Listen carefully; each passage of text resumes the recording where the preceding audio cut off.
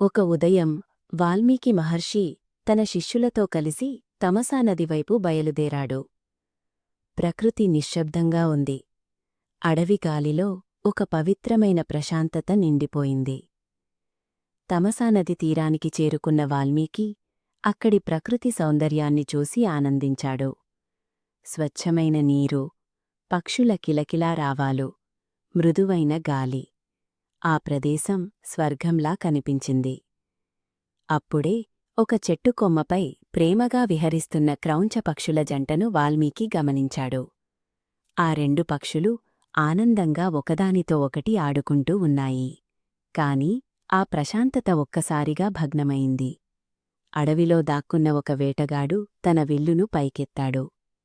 ఒక క్షణంలోనే బాణం గాల్లో చీల్చుకుంటూ వెళ్ళింది. మగ క్రౌంచపక్షి బాణానికి బలై నేలపై పడిపోయింది. తన జీవిత భాగస్వామిని కోల్పోయిన ఆడపక్షి దుఃఖంతో విలపించింది. ఆ అరుపు అడవి అంతా మార్మోగింది. ఆ దృశ్యం చూసిన వాల్మీకి మహర్షి లోపలనుంచి కరిగిపోయాడు. అహింసను ప్రేమించే మహర్షి హృదయం ఆ బాధను తట్టుకోలేకపోయింది. అప్పుడే వాల్మీకి నోట స్వయంగా మాటలు వెలువతాయి. మా నిషాధ ప్రతిష్ఠాంత్వం అగమః శాశ్వతీః సమాహ. అది సాధారణ మాట కాదు, లయబద్ధమైన శ్లోకం.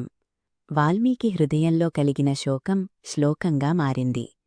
అలా ప్రపంచంలోనే మొదటి సంస్కృత శ్లోకం జన్మించింది.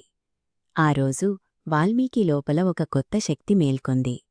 ఒక మహర్షి మహాకవిగా మారే ప్రయాణం అక్కడినుంచే ప్రారంభమైంది.